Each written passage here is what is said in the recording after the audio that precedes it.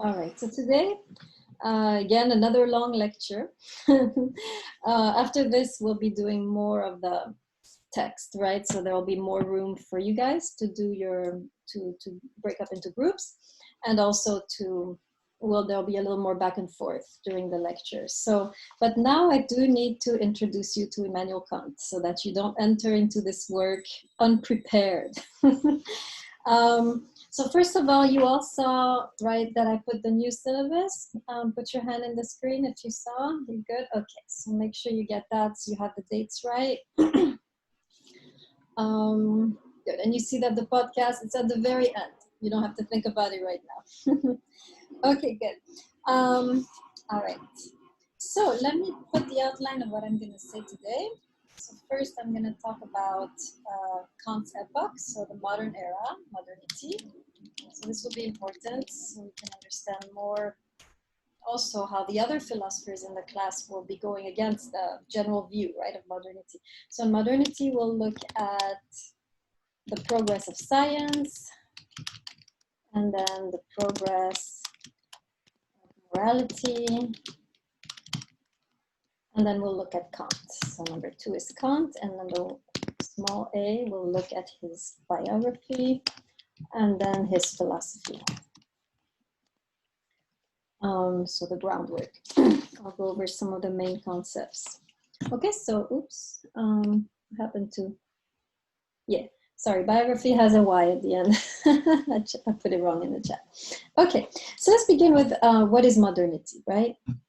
So modernity is a philosophical trend that arises in Europe around 18th century. And it unites a number of philosophers, obviously, but Kant is really the best example of it. So if you really want to understand modernity, Kant is your man. And we do need to understand modernity to then understand postmodernity, which is where people like Buber and Levinas are going to lead us, right? So the main thing to understand modernity, we have to, of course, also contrast it to medieval times, right? So I'm going to kind of give you a quick survey: medieval times, modernity, and then a brief sketch of postmodernity. We've talked about it already. So with modernity, we have a shift from the medieval mentality, right? The medieval mentality in philosophy in Europe, right? In Europe in general, not just in philosophy, is a religious one, right? If you read any philosopher in the medieval times, right?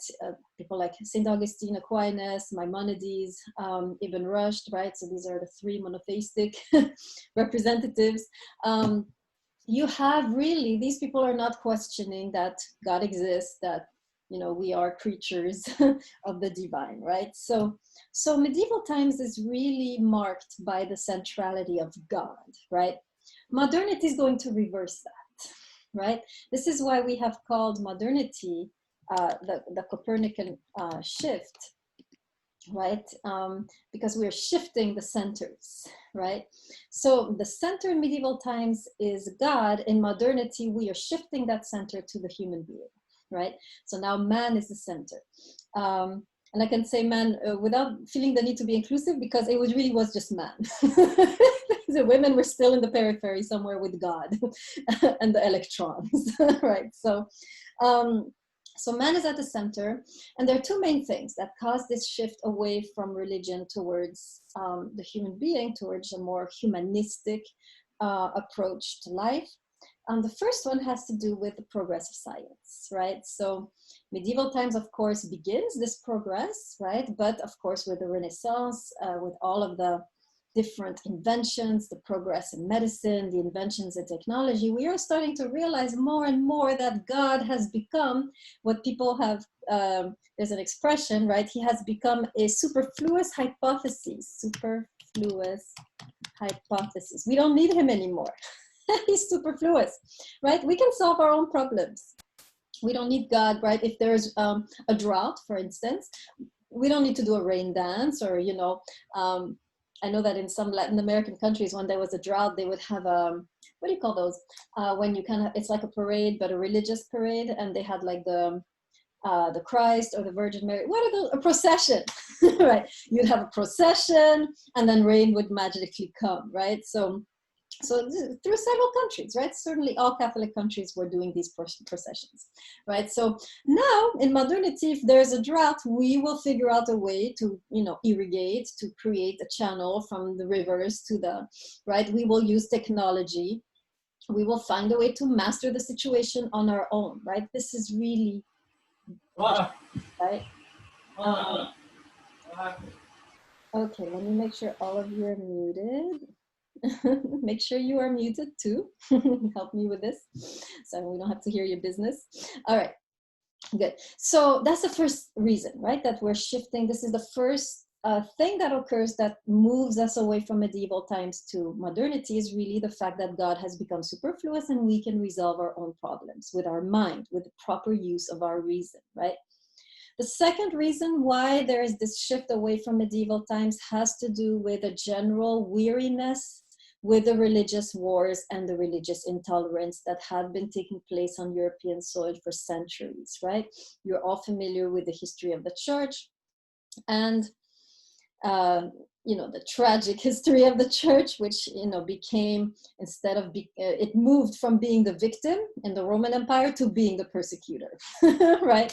And really, the church had these institutions, such as, for example, the Inquisition, where whoever did not fit within the Catholic ideal human would be tortured, murdered. So you have this, and then you had, of course, all of the religious wars that were taking place on European soil, and people were sick and tired, right? Also, there was,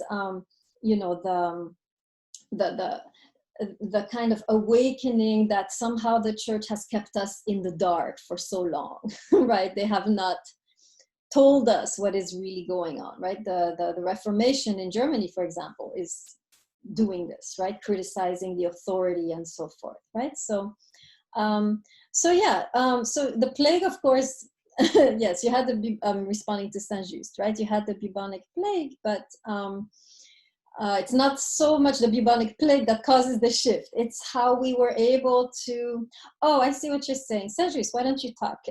So I know what you're saying and don't interpret. No problem at all. Only because when you had brought up just the Inquisition and how like they were trying to force God, well, just saying that when the bubonic plague hit, so then when we were looking at all these priests and popes and stuff for answers, like, okay, none of them had the answers. God couldn't save us at all. So it was up to us to save ourselves. Excellent. Okay, so now I see what you're saying. Yes, exactly, right? This is another moment where the masks come off, right? It's like, oh, I thought you were powerful. But clearly you don't know what to do here, right? And yes, Allegre modernity is the same thing as the Age of Enlightenment. Same, right? The Enlightenment happens in France, right? This is the same moment of, becoming awakened to the capacity of our reason, right? To resolve these problems. We don't need the church anymore. So that's really, really the main shift, right? And we'll see, by the way, morality, how that shift plays out, because of course, morality is also going to shift how we're going to talk about good and evil, right? So we'll save that for a few minutes, right? Okay, so you have this shift. Of course, we have named this the Copernican shift, or another expression is the coming of age of humanity, right? I'm writing it down for you, right? So this is really where we are, right? This is the climate of the times that Kant is going to be philosophizing it. Now, alongside the progress of science, you also have, philosophically, the progress of morality, right? And this is where things become very interesting for us, right? Because we are not into science, we're doing philosophy. So let me show you a little bit how things progress from medieval times to modernity, so you can see the shift. And then we'll talk about Kant's version of morality. So medieval times, good and evil, how was that enforced? Does anybody know? What did people do in order, what did the authorities do in order to make sure that people, were good? Anybody know? What was the method in medieval times? Which, by the way, was the method of the church, since the church was the authority, right? So how did the church work with us in order to make us better people? What was the way the church was making its argument? I think it had something to do with people can buy their way to heaven, something related to that. Yeah. Yes, right. So the church had what I would call so of course they offered a path to heaven through money, right? But also they offered the alternative, right, which was hell. So there was kind of like a two-way, right? There was on the one hand, yes, you can buy your salvation. On the other hand, if you're not good, you're going to go there, right? So this is a kind of fear-based argument, right? And that's why people were eager to pay for their salvation, because they were so afraid of the alternative, right? So in medieval times, you really have a fear-based argument, which is kind of how we would treat a child, right? If you have a child and they're coming too close to the stove, you're not going to sit down and explain to them, the chemical composition of the gas. No, you're going to say, yo, if you touch this stove, I'm going to hit you. That's how you're going to do it, right? You're not going to be explaining and, taking into consideration their feelings or, making an art. No, you're going to be very forceful. Well, maybe not all of you will educate your kids like me, but but that's the idea, right? So the church really was making kind of had a coercive approach, right? Coercive approach, fear-based argument, right? So you have to see, so this is interesting because modernity, in fact, of course, as people were becoming awakened, enlightened, they realized, well, nobody believes these tales anymore, right? That there's a hell and demons and Satan. So now what do we do, right? How do we create a just society when there's not, these myths that are keeping people in check? And so here's where some people got very, very creative. And one of them was Hobbes, right? So I'm going to talk a little bit about Hobbes because Kant is going to respond directly to Hobbes, right?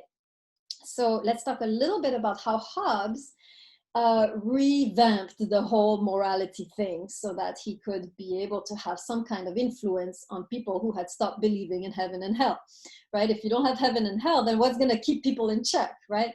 So Hobbes actually, his starting point, and I'm kind of summarizing his main work called the Leviathan, right? So his starting point actually, interestingly, is the same as the starting point of Christianity. So take note of that because Kant is going to, I'm setting the stage for Kant right now. So make sure you take note of everything I say about Hobbes. So he has actually the same starting point as Christianity. He also believes that people are naturally wicked, which was, of course, the premise of Christianity, right? If you come from a Christian background, you know the concept of original sin. We are all sinners, no matter what, we do, we're still, right? All of our righteous actions are like dirty rags, right? I'm quoting, I don't know if I'm quoting the Gospels or the Epistles, but the New Testament, right? So Hobbes has the same starting point. We are naturally wicked. But he can't use the coercive approach anymore because people don't buy this story of hell anymore. So he chooses to use what I will call the seductive approach, okay? Where he's going to give not a fear-based argument, but an incentive-based argument. Okay, so this is quite brilliant, right? So he begins his argument like this. So I'm going to kind of paraphrase him to you. So Hobbes would speak to you in the following way. He would say, well, let's imagine a world where there is no morality, where there is no right and wrong, no laws, no justice. What would this world look like, given that we're naturally evil? Somebody tell me, what would this world look like? Chaos. Exactly, right? Would be the scenario of The Purge, that movie, which I will never watch, right? So I've seen it's not that good.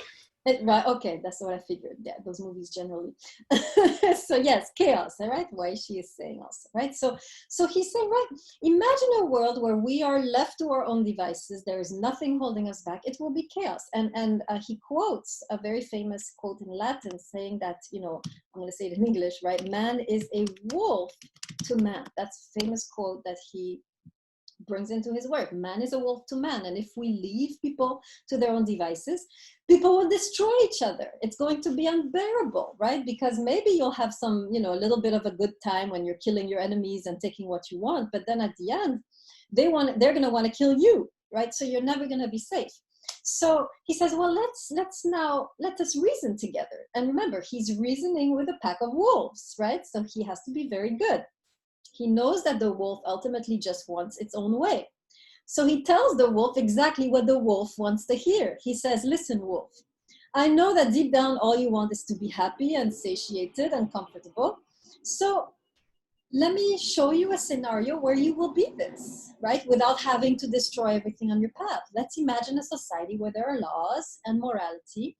Don't you see how much better such a society would be? You would be able to cooperate with others. You guys would build, technology, cooperate in science. You could, overcome many, many problems together. You'd be much happier, much better, satisfied than if you're just going around tearing everything apart, right? And so the wolf is listening, and the wolf is like, yeah, I like that.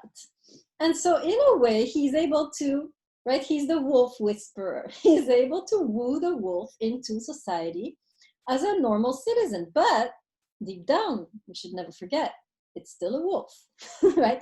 But it's a nice wolf, right? It's a wolf that knows how to say after you. It's a wolf that opens the door, pays for your dinner. It's still a wolf, right?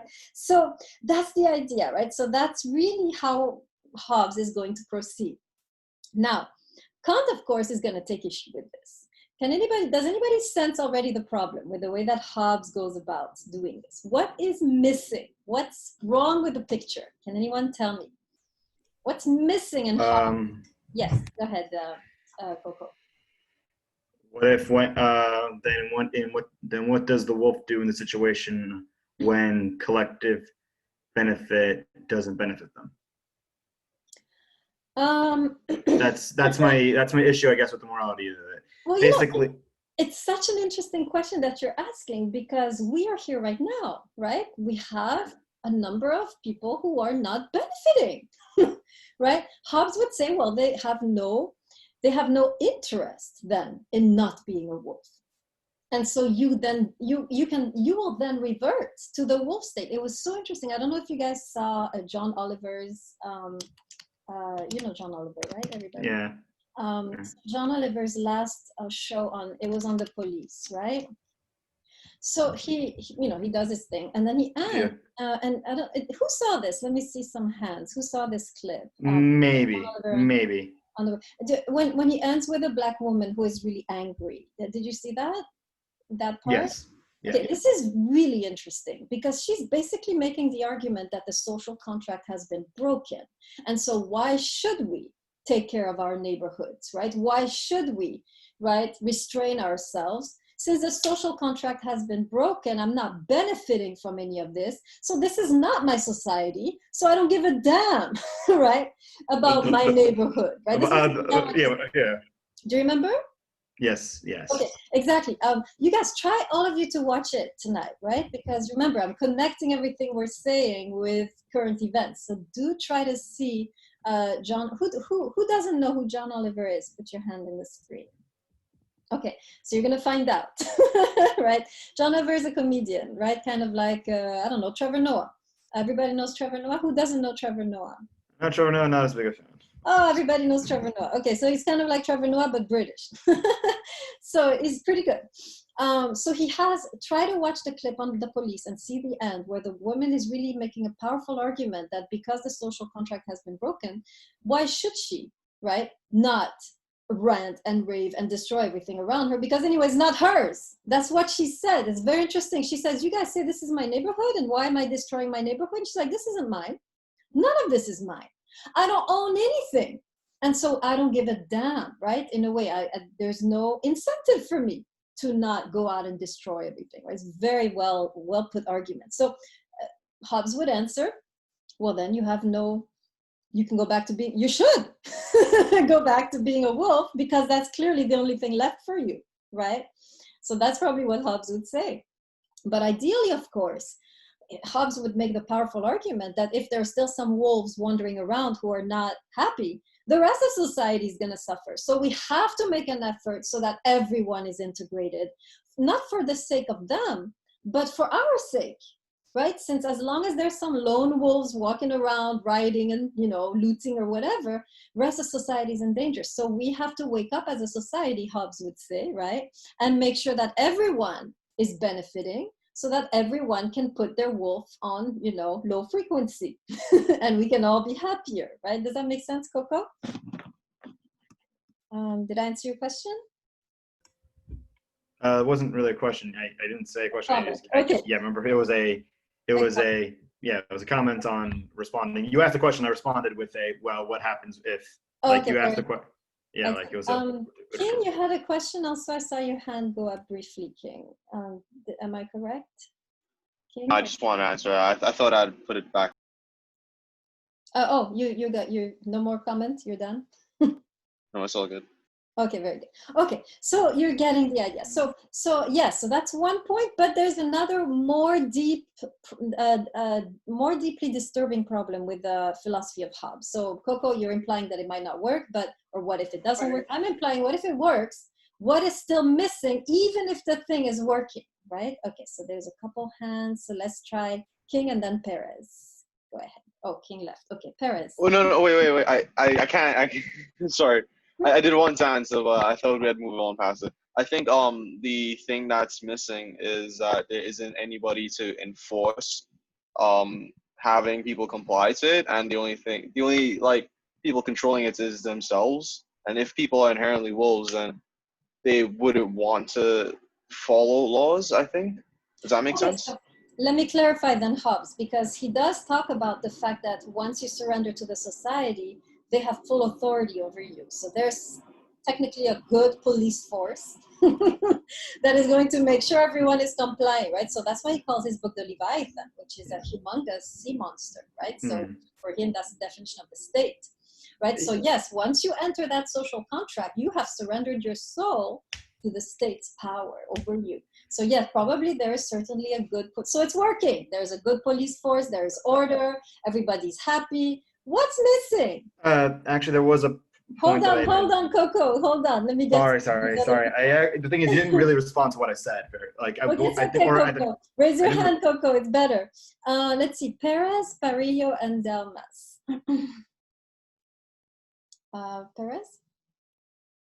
Oh, can you hear me now? Yes, go ahead. It sounds to me that it sounds like Hobbes is lacking a sense of individuality within the person. So they can be wolves within society, but they don't have a definition for morality as individuals. It sounds like he's creating such a societal transaction kind of thing, but not a transaction with the self. Does that make sense? Good, right? Absolutely. Something is missing with regards to the self. What is missing? You're very much on the right track. Parillo, you want to help? And I stay with Parillo and then Delmas. Okay. So yeah.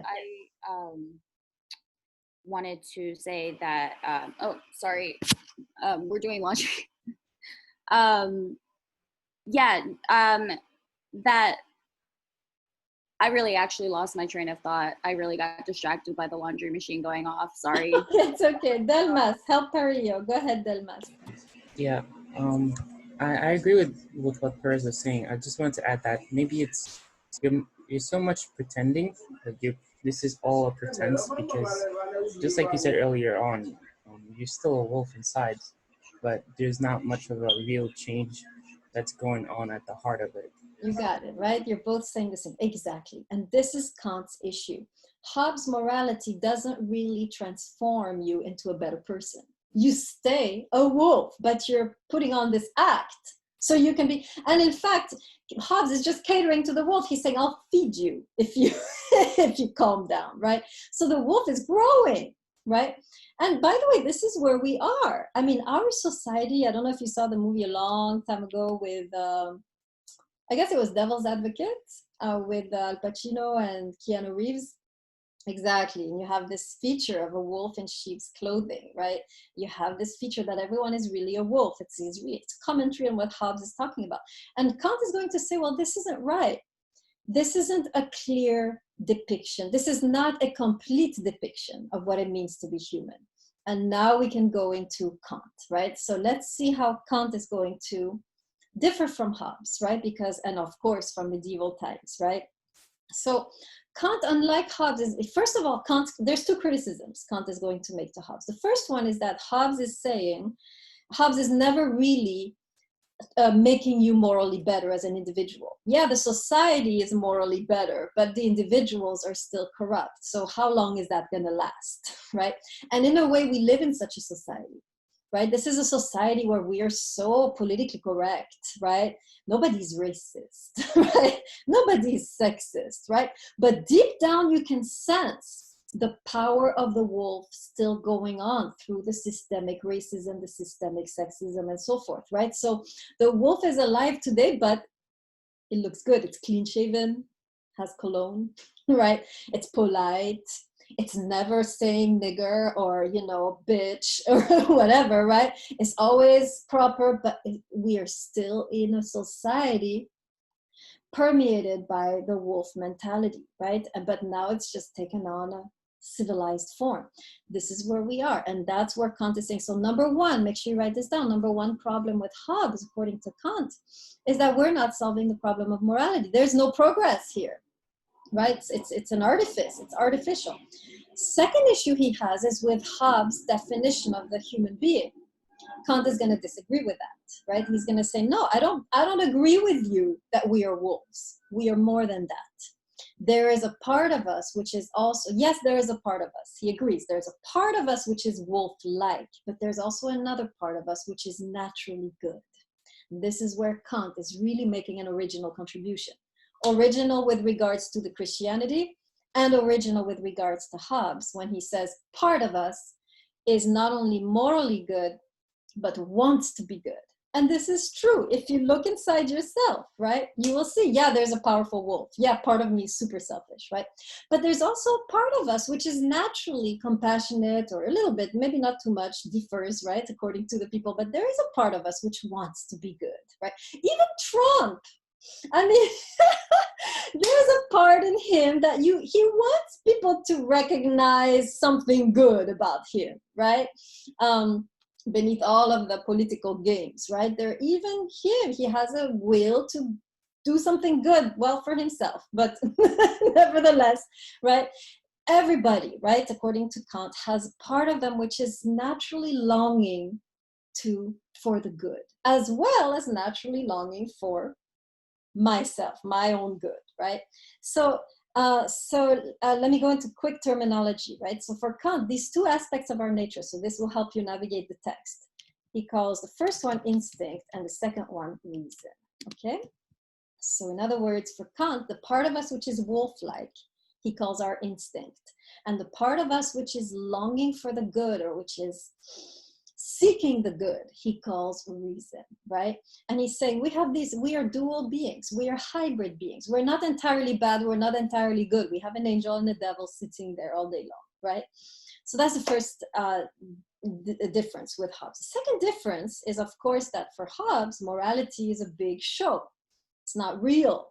It's a show we put on, right? So we can all be happy, right? For Kant, if you have this idea that part of us is good, morality actually becomes more authentic. Part of us wants this. Part of us enjoys being moral. Part of us enjoys even studying the text of Kant, because it's like, yeah, I vibe with that. I resonate with that, right? So morality is more natural, right, for Kant.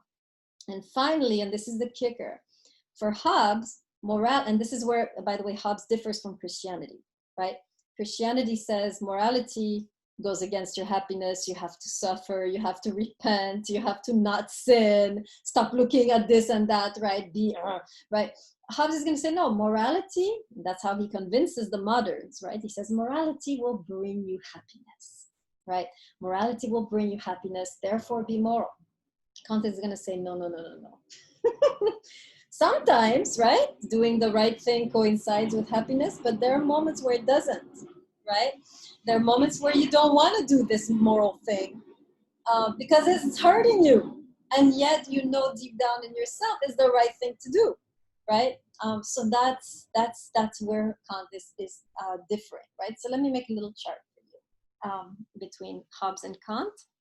This is a good way to remember. So Hobbes, there's 3 points, right? There's man is a wolf. The second point is morality is artificial. The third point is morality brings happiness, right? Now Kant, in contrast, right? Man is both good and bad, right? Morality, therefore, is more natural to some extent, right? It's natural. And finally, morality at times goes against happiness, right? You can't advertise morality by saying it's going to make you happy. That's not morality. That's what Kant calls the quest for happiness, right? So one last terminology, so you have instinct, reason, right? And then you have the good versus happiness, right? So the good is that which, I'll write this down. Happiness is that which instinct seeks, and the good is that which reason seeks, right? So you have 4 concepts you need to know before you read the text. Instinct, which wants happiness. Reason, which wants the good, right? Once you know these terms, you can navigate the text, because now you know the bad guy's instinct and the quest for happiness is low, right? You know that Kant is not about happiness. He's moving away. He's going to say there is a higher destiny to us as human beings than mere happiness. And he's going to argue for that in the text that we're going to study. Okay, any questions so far before I get into, I feel like I'm almost done. Any questions so far? Can you explain good versus happiness one more time, please? Yeah. So happiness is what you want for yourself to be happy, right? So it's very instinctual. It's very wolf-like, right? So the wolf is going around sniffing like, I want this, I want that, I want this, I want that. It can be a person, it can be, you're just gonna grab anything that you want, right? So happiness is really for Kant short-term, is the satisfaction, it's kind of immediate gratification. It's the satisfaction of the wolf's desire to be satisfied, right? So he's not talking here like, for example, happiness in the sense of Aristotle, right? Which is very noble, right? Aristotle talks about happiness as being, how does he talk about it? A balance. I think Plato also, right? This is not at all. This is a very low version, instinctual. I want, give me that, right? And the good is this higher thing that we also want, which is, it's a synonym with the right thing to do, right? So we sense within ourselves there are 2 forces, right? There's one pulling us towards, I just want to be happy and have this, but there's another force in us which is saying, I long to do the right thing no matter what, right? And even if it means sacrificing my happiness, there is a higher good than the good for me, or there's a higher good than my own happiness. I'll give you an example. Sosa, I'll be right with you. I'll give you an example. Let's see.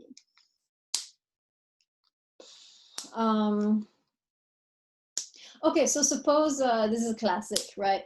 You're dating someone, or no, you're married to them 10 years.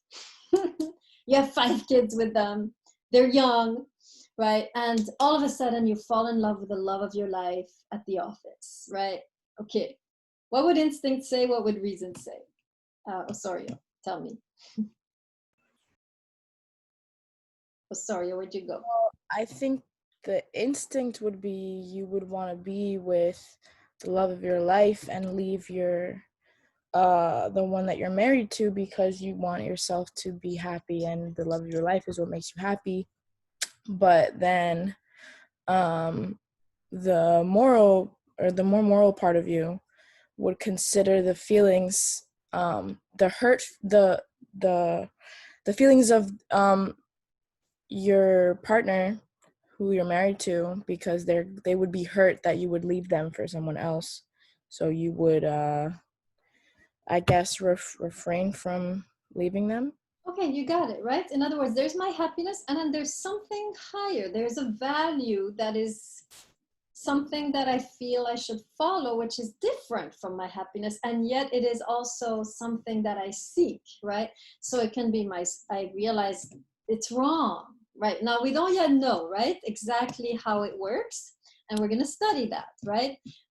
It's not just making someone else happy, right? There's more to the moral good than that, but definitely you see here in this example very clearly that there's 2 forces. One is the happiness, I want to be with the love of my life, and the other one is a sense that no, there's something else that I need to protect, right? And this is what Kant would call the good. Now we'll see what that entails, right? It's more than just being nice. It's more than just pleasing someone, right? We'll see. There were a couple hands. Sosa, go ahead. Hi, you can hear me? Yes, go ahead, Sosa. Okay, so another thing I was going to mention was like another example for like, you know, the good versus the happiness. It's a little bit like darker, but I think it gets the same message. Is like someone that's on like, say, like life support. It's a loved one, you know, whether it's a family member, you know, loved one, etc. So while you could keep them on life support for as long as possible, see, you know, maybe in next year, next decade, they'll wake up, you know, you want to expect them to wake up and still be in your life. That's your own personal happiness. You don't want to let them go yet. Yeah, at the same time, the right thing or the good thing is if they don't see any improvement, if there's no chance, then maybe it's a good thing to let them go into, you know, a much better place, something more above you. So that's another example. It's a little darker, but I think it. Yeah, you're getting the idea, right? So you see, so a lot of, we are struggling with these dilemmas, not all the time, right? Often it's, to be honest, most of our decisions is between one instinctual and another instinctual, right? Who should I date? What career should I choose? What house should I buy? This is what, between one form of happiness and another form of happiness, right? But there are moments, there are key moments where the choice becomes my happiness or the good, right? And Kant, of course, is going to argue, we'll see in the text, that to be fully human, right, the sign that you've reached your full potential as a human, that you're higher than the animal, right, is that you're capable of choosing the good over your happiness, right? According to Kant, we're animals until that point, right? Instinct is the animal kingdom, right? According to Kant, right? Some of you might disagree and be like, well, my dog, you know, or my cat. But Kant would generally say you're, and he would be wrong probably in some cases, that, you know, animals just think about their own happiness, right? They're not capable of thinking higher. So I kind of disagree with Kant too, but in general, I get the idea. So what makes us higher than the animal is not the quest for happiness. That makes us like the animals, right? So he's saying what really makes us human is the ability to sense that there is something more that I should be desiring and acknowledging. And this Kant calls the good, the higher good, which we don't know yet what it is. We're gonna see. It's kind of vague right now, right? We know what's happy, what makes us happy, but the good, what is it? Is it the other? Is it, we'll see, right? We can't know that yet. Okay, any other questions before I continue? Okay. I had more to say, but I'm worried it's gonna confuse you. Who would like to be confused? Let me prolong that. Let's see, put your hand in the screen if you want me to get more complex. And okay, fine, therefore I will.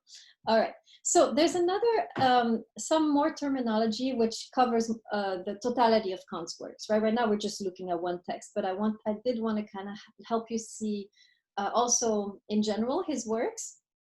And there's really, and this is a very Platonic distinction. Kant is going to distinguish between two realms, right? The realm of reality and the realm of morality. So this is more of a broader picture I'm giving you right now, right? We went very focused, but now I'm going back to the panoramic view, right? So according to Kant, there's two realms. One he calls the phenomenal, the other one he calls the noumenal. So he will mention these words in the text, so I need to mention them now. Phenomenal versus noumenal. Okay, so similar to Plato, by the way. Plato talked about, remember the cave, right? You have the material realm, and then you have the realm of the ideas. Same thing, right? You have the material realm, which he calls the phenomenal, and then you have the world of forms, right? Which he calls the noumenal.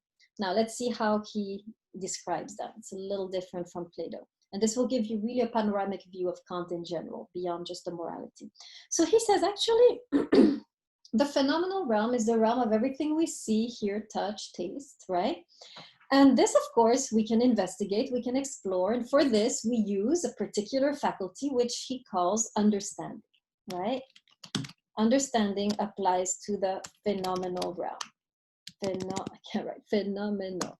Right, phenomenal, by the way, phenomenon means the visible, right, in Greek. phenomenon. It doesn't mean something extraordinary. It just means something visible or manifest, right? So when he's saying phenomenon, he's talking about the world of the visible, what we see, hear, touch, the concrete, right? So he's saying, so we live in this world, obviously, right? Like Plato also acknowledged, we live in the material world. And for this world, we have understanding, which is our intelligence, right? And we can explore and investigate and understand and comprehend and grasp this world. And we do this with understanding, right? Now, Kant was interesting because unlike most of his contemporaries, right, he acknowledged that there are limits to our understanding.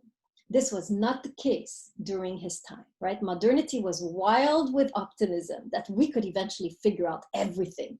Remember, this was the time of Newton, right? Which, by the way, Kant studied. He was the main textbook, right?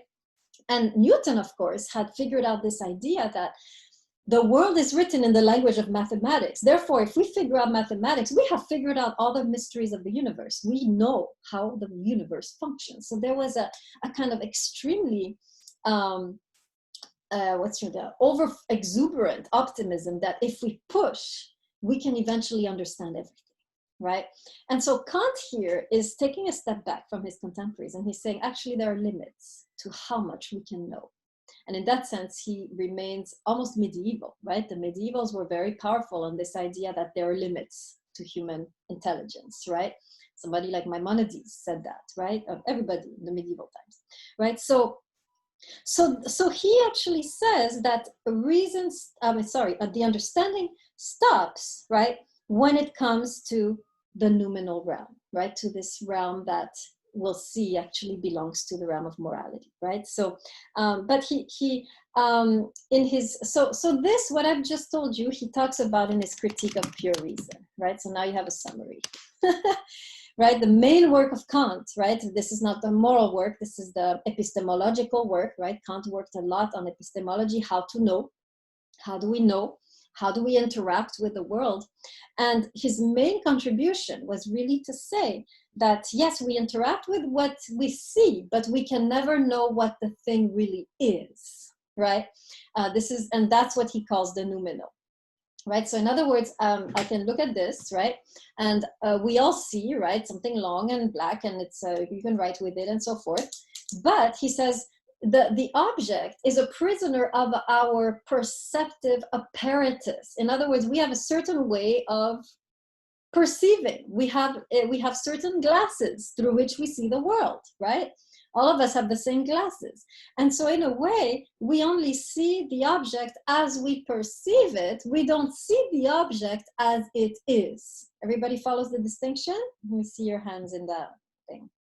Okay, and that's where he says there are limits to what we can know. We can never truly get to the essence of things or to the noumenal aspect of things. So Kant is kind of like saying we are not omnipotent. We are not all powerful, which was really how many people felt at his time. We are hitting here against the limit, which is the limit of the noumenal, the limit of the mysterious, and perhaps even the limits of faith, right? And there's a famous quote in the Critique of Pure Reason where he says, I have limited understanding. This is a very nice quote. I have limited understanding in order to make room for faith, right? So this is very interesting. This is in the Critique of Pure Reason, right? So this is very interesting, right? He's basically saying, like, if we knew everything and we can't, so whatever we cannot know opens up actually a whole dimension, which he says that faith is more adept at exploring. Let me say that again, because this is interesting. He says our understanding is great when it comes to the visible realm. But when it comes to this other realm, against which we will find ourselves pushed against, right? You know how things, you know how you're perceiving things, but you don't know how they truly are. So there's a whole realm of the noumenal, the whole realm of mystery, right? And this, he says, is the realm which only faith can properly investigate, right? And this is very interesting, right? So he's in a way, when he says this, a precursor of Kierkegaard, right? Which sadly we won't study. who also said something that faith is an irrational leap, right? So that opens up a whole different kind of worms, right? So that gives you a little background on the critique of pure reason. And of course, so faith explores the noumenal, but also reason explores the noumenal, right? Reason, which is the moral faculty, right? So now we have the second aspect. So let me make sure I write it down correctly. So you have the phenomenal, which is explored by understanding. So make sure you get these terms, right? And then you have the noumenal. Yeah, let me clarify, sorry. Let me write this again. The phenomenal, which is what is, which is explored by understanding. And then you have the noumenal realm, which is what ought to be, right? Which is explored by reason. So now you have a little more insight into the broader terminology of Kant, right? Understanding is what Kant talks about in the Critique of Pure Reason.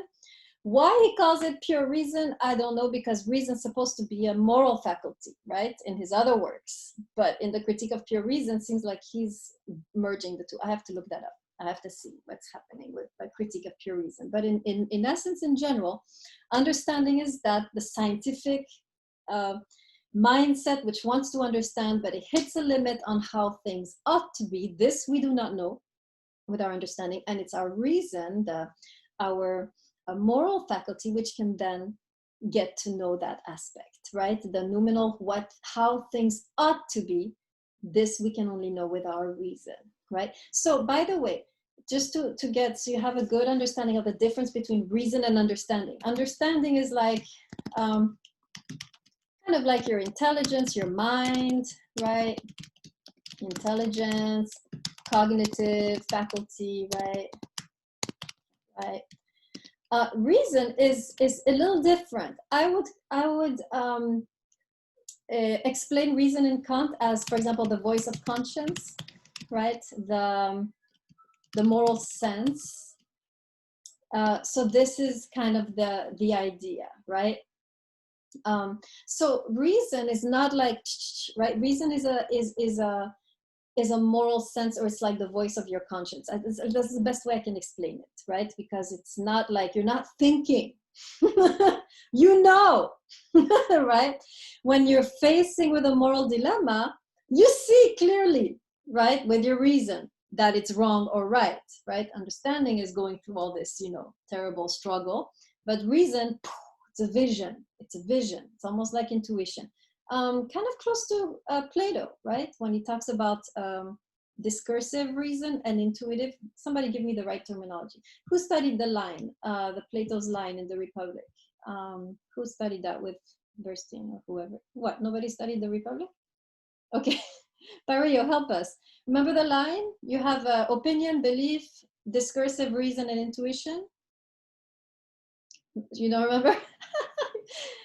No, I forgot too. In any case, I know that the exact terminology I don't have, but Plato also made a distinction between discursive reason and intuition, right? It's the same thing in Kant. Discursive reason is understanding in Kant, and intuition is reason, right? And remember, discursive understanding explores, it's a scientific approach, whereas with intuition in Plato, you are able to see the form of the good, right? You intuit it. You don't need to think. It's like a vision, right? It's an epiphany. So it's similar, right? With your mind and your understanding, you're, calculating and doing lab analysis and exploring and dissecting. That's the work of understanding. But reason, it's a vision. You know immediately when you're faced with that dilemma, this is right, this is wrong. You know it, right? And that's what, and it's a vision you have. You don't even have to think through it, right? That's the idea. Okay, did I confuse you completely, or are you getting this more or less? No, because me, this is good, you're good? You guys, King, you have a kind of a shaky hand. King, what's your question? What's wrong, King? Well, there's no question. It's just that it's too early to have everything set in concrete because everything's still being processed. Yes. It's a lot. which I didn't want to throw at you, remember. This is your fault, those of you who wanted to know more. Well, all you need to know right now, I wanted to give you the panoramic view because this is an upper level class, and now you have an idea of all of the concepts, right? And I didn't even get into the art, Kant's vision of art. These are the three pillars, right? Art, science, morality. But okay, Cosmidis, you're okay? I'm so happy. Okay, one of you is doing good, right? But it really helps to read Kant in the light of Plato because they're very similar, right? So all you need to know right now is simply the distinction between reason and understanding, and the distinction between instinct and reason, happiness and the good. Is everyone clear on those 6 concepts? Put your hand in the screen if it makes sense. Okay, who is not clear on the difference between understanding and reason? Let's start with that. Who's not clear with that? Put your hand in the screen. Okay. Delmas, go ahead. Tell us what's wrong. Go ahead, Delmas. Delmas? I understand. I think just like you were mentioning earlier, you're making the distinctions between some of them, but I suppose it was just the part where the way you described it with the expressions, you just know it. Is it like is it when you're placed in a moment where is it only when you're placed in a moment where you have to make a moral decision that happens, or are there other scenarios where this can also be categorized as morality or part of the numinal world? So reason is belonging to the noumenal world because it's talking about how we ought to act. It's not talking about how things are, but how things ought to be. Do you see what I'm saying with that? Right? There's how things are, which is really, if you look at reality, I mean, everyone is eating everybody else, right? So how things ought to be is not how things are. We know that, right? So, and yet we are dual citizens. Maybe I can emphasize that. That will help bring everything together, right? We are dual citizens, caught between how things are and how things ought to be, the phenomenal and the noumenal, right? And somehow we have a citizenship in both. We see how things are and we understand, but we are also capable of sensing, of having a vision of how things ought to be. And this is quite extraordinary. Where do we get this vision from? Well, we get it because we are in tune with the noumenal realm too, which is exactly what Plato was saying. We are dual citizens, said Plato. We belong to the material and we belong to the world of forms, to the gods, right? Remember, for Plato, our soul was in heaven and then came to earth. And when we see something perfect, or when we make any judgment, this is good, this is beautiful, this is just, we are remembering how things were in heaven, in the forms, right? Exactly what Kant is saying. We are citizens of two realities, we're sensing both, and the reason we're capable of moral action is we are capable of knowing how things ought to be, which is not something we can find in this reality. Did I make you more confused, Delmas? Well, I think this makes perfect sense, especially what you said that we are citizens of two realities. Okay, you got that. Good, awesome. Right? So two realities, the phenomenal, the noumenal, which means that we can navigate the phenomenal and rise above it, right? We can sense that things aren't right here, right? There's something off. I don't like anytime you're in the street protesting, how do you know this is wrong, what you're protesting, right? Or about, right? How you know if you've only seen injustice, which is the world we live in. We live in a world where there's rampant injustice. How do we know that something is unjust if we are only stuck in the phenomenal, right? And Kant makes the same argument as Plato. Well, we know because we're also connected to this other realm, which is the realm of the noumenal, which is giving us a vision of how things ought to be. And therefore, we now can become outraged at what is going on here because we've seen better. The idea. Perez, go ahead. Do you remember when you were, it's just like, I think about a semester ago when you were speaking about Marcel and how we have these different dimensions, right, kind of thing. So would you say that a nice argument can be presented in which love can come from the noumena, and then this kind of like instinctual kind of like thing that we have as humans is kind of connected through the same way that we are with morality? Yes, right? Kant actually is going to talk about two kinds of love, which we can define as phenomenal love, that is to say greed and lust and wanting to possess, which we all have, right? And the noumenal love, which is a higher love where I want to do right by you, right? This expression, I want to do right by you. This is a noumenal kind of love, right? And by the way, I'm talking about these two dimensions. This is very important that you remember these, because as we go through all of the philosophers, Buber, Levinas, especially Buber and Levinas, also Shati, right? We will see that they too think in two dimensions, right? This idea of the phenomenal and the noumenal, you will see it over and over again. I think the most profound contribution of philosophy was to establish that we are dual citizens. This was really the most profound contribution of Western philosophy, right?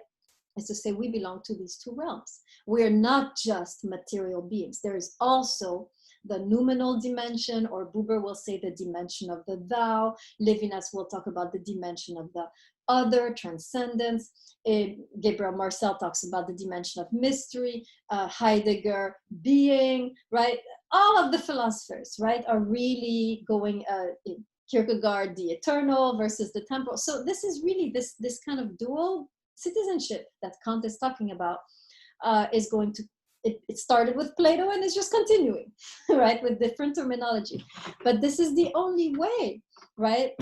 This is the only possible explanation as to how we can go around acting differently than our environment, right? In this environment, we're supposed to be wolves and killing each other. And yet something in us holding us back. What is it? It's our connection to the noumenal, right?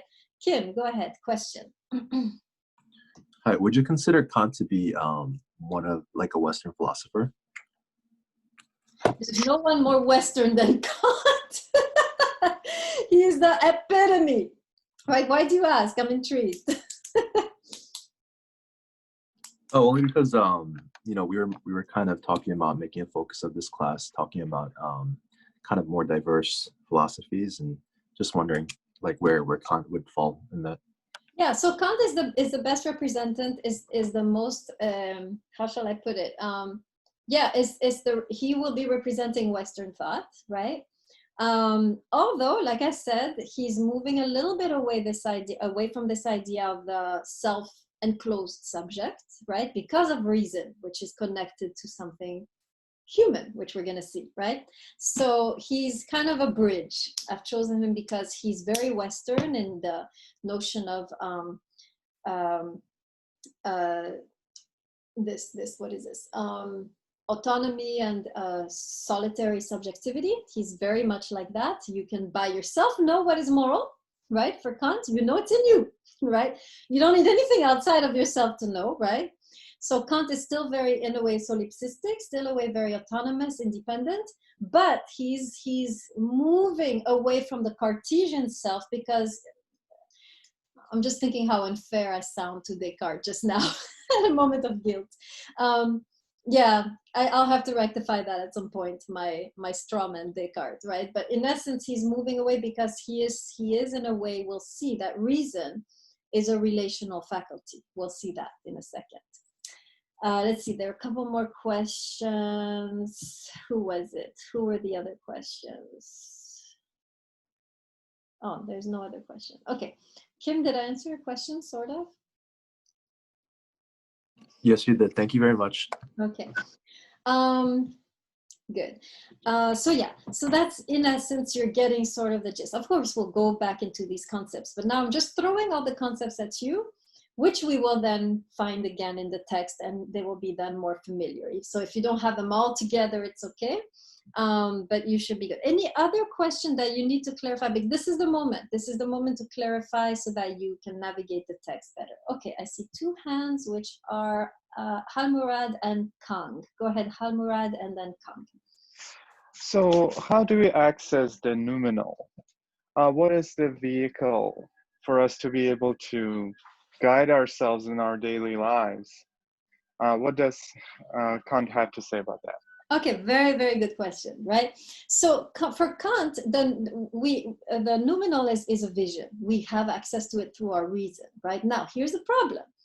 A lot of us, the reason and the instinct are kind of merged, and we have trouble distinguishing the two. So we'll be faced with the dilemma, and happiness of the voice of the voice of instinct, right, is going to sound sometimes like the voice of reason, and the voice of reason. So we need to learn to distinguish between the two, and this is the purpose of this book. This book is going to help us distinguish between the voice of instinct and the voice of reason. And then we will be able to make clearer moral decisions. So for Kant, morality is in it. We know. If you have clarified your mind, you know what instinct sounds like, you know what reason sounds like, you have no more problems. You will know, boom, what to do, right? So most of us know, kind of, right? So for example, let's go back to the example of you met your beloved at the office and you have 5 kids with this woman, right? So here's how you're going to be proceeding, right? Part of you will be like, oh, I want to be happy, let me go with this woman. The other part will be like, no, we shouldn't, we should think of our children and the wife. But then wait, there's a third voice going to come. This third voice is going to say, yes, but what about the other woman? I should be nice to her too. Now, what are you sounding like? Are you still a wolf when you think about the feelings of your new conquest? What are you sounding like there? Whoever I'm talking to, who are you? What's your last name? Who was I just talking to? Yeah, Hamurad. Yeah. Halmurad, So, yeah. given this description, where does God fit into this? Since No God. you're basically talking inside of yourself. Yes, you got it. And I guess the theologians were very upset with Kant. Yes, you got it. Didn't buy that argument. Well, you can. Kant actually can make a biblical case, because if we were born, right, if we were made, like the Bible describes, a spirit and clay, right, then we carry the spirit, right? So we have a part of God in us. You can make it the biblical argument. And so Kant is basically saying, we don't need God to write no scripture or some priest to interpret them. We have the moral law written on our hearts, which you can find this throughout the Bible, right? The law written on the heart and so forth. These are very famous expressions, right? So Kant is actually very biblical, but because he's talking to a secular audience, he's using their language, right? Many philosophers do that. They have some Christian background, but they talk the language of their contemporaries. So he does away with the concept of God, but you can still argue, if you want to Christianize Kant, that it's God within now who is making the decisions. Does that make sense, Hamurad? Right. Yeah. Okay, good. And did I clarify everything for you, Hamurad?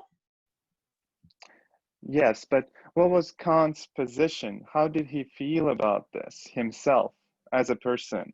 About God, you mean? Yeah, what was his position about God? A very good question, right? Kant was very discreet, right? You can sense that he is subtly pointing to it, right? So for example, when he says, I have limited understanding in order to make room for faith, what is he saying?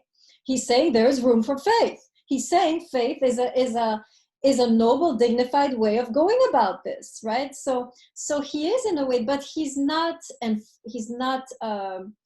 opening up the possibility. He's creating a hospitable space for religion, but he's not preachy, right? Because in his time, religion was bullshit, to be honest. I mean, most of the contemporaries It was of dogma. Kant, It was dogmatic. yeah, it was dogmatic. Yeah. It was obscurantist. It was the reason we had all these problems, all these wars. So he's very subtle and discreet, right? But he has a clear respect for faith, for sure, right? And the way he's talking is actually very biblical. By the way, Kant was no Catholic. He was a Protestant.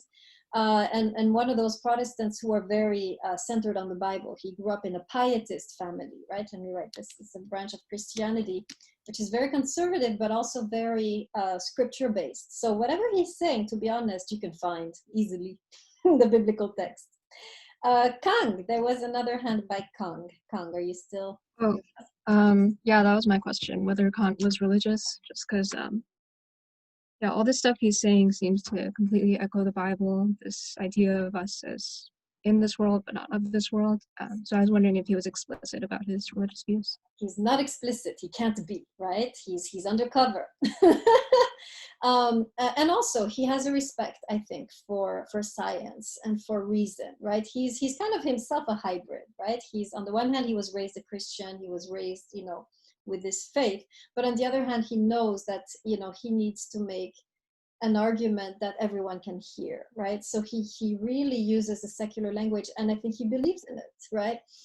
He agrees, I think, that we need to get rid of these religious relics in order to have the natural religion, right? This was another concept during modernity, right? Natural religion, which is really going back to the basics. The creature, soul and body, very basic, right? No dogma, rituals, church, cathedrals. Let's just go back to, we are an amalgam of clay and spirit. We have moral sense in us.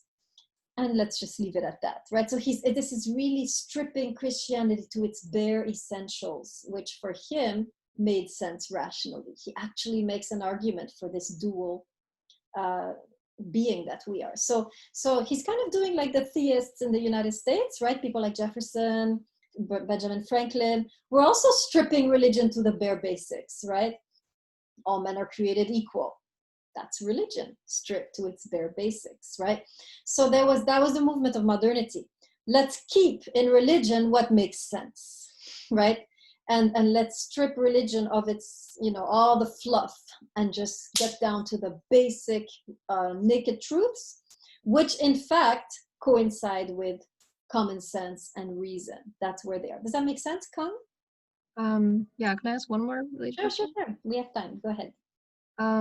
So like Plato then, or unlike Plato, I should say, did he not really write too much about the afterlife, try to give an account of the immortal soul, etc.? Yeah, no, I don't think so. Let me think. No, this is as far as you'll get with any type of soul. Okay. Right? Kant, remember, is a rationalist.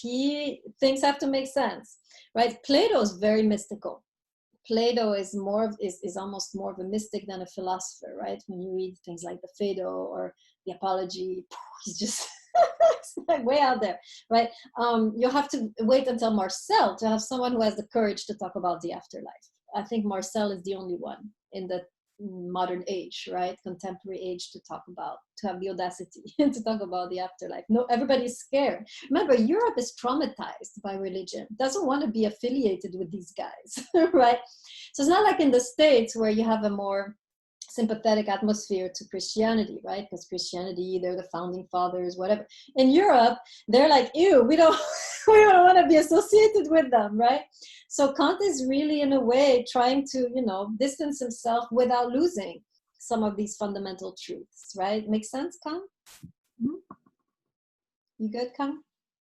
Oh, yes, thank you. Okay. Kim and Parillo. Go ahead, Kim, and then Parillo.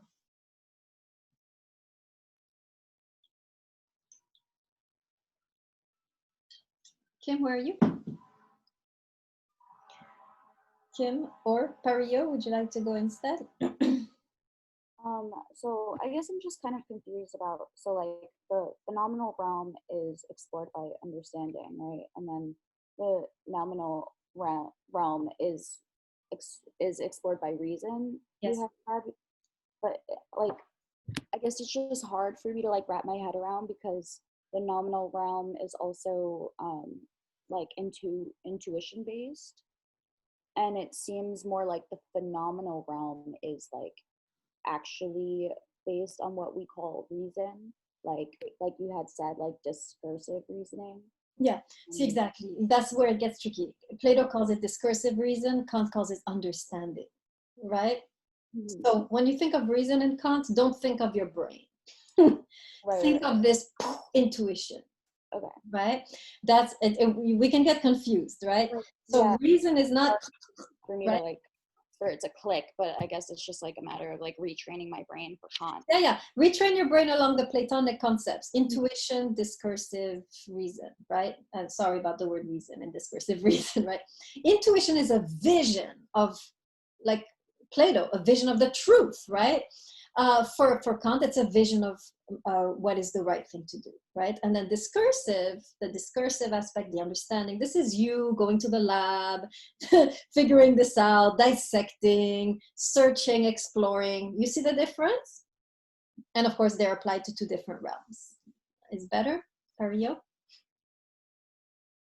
Parillo.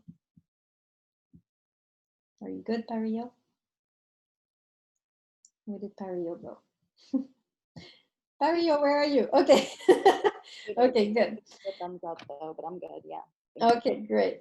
Coco, we haven't heard you for a while. You need to raise your hand.